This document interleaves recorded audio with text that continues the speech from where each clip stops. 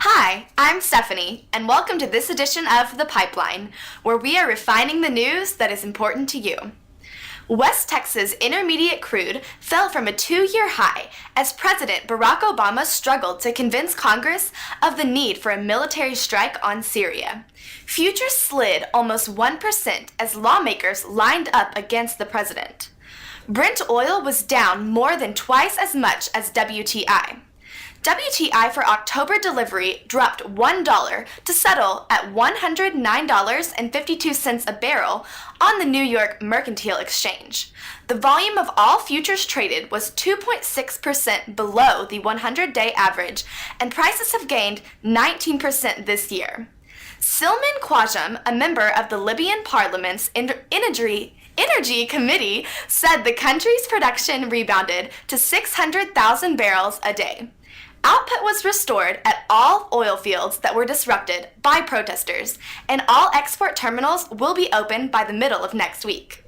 Crude oil rose for a second week in the 5 days ending September 6th on concern that an escalation of the conflict in Syria may disrupt regional oil supplies.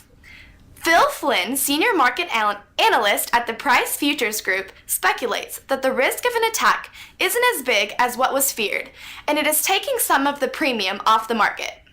The Middle East accounted for about 35% of global oil production in the first quarter of this year, according to the International Energy Agency. Syria borders Iraq and is near Iran. Countries together hold almost a fifth of the output capacity for the Organization of Petroleum Exporting Countries, according to Bloomberg.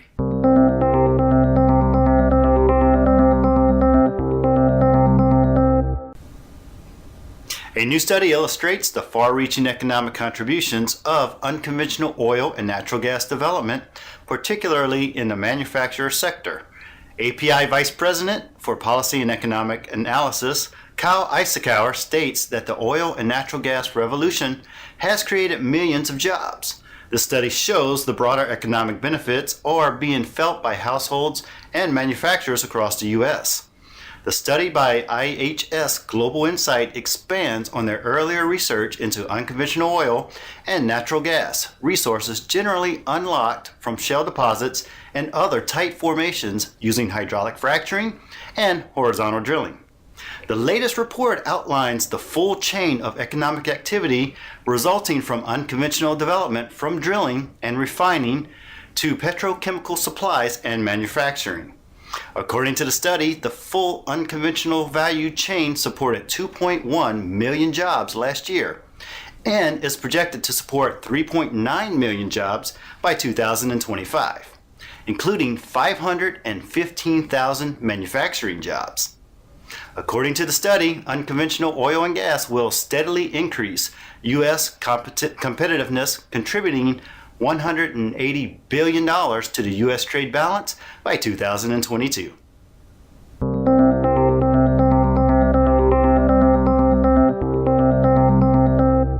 Natural gas is expected to surpass coal as a worldwide energy source, with the demand going up to 65% in 30 years, according to ExxonMobil Corp.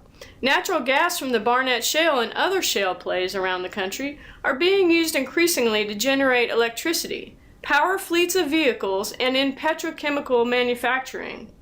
Lynn Lockenmeyer, a senior vice president at ExxonMobil, projects that natural gas could provide 25% of the world's energy by 2040, with oil still being the top fuel source.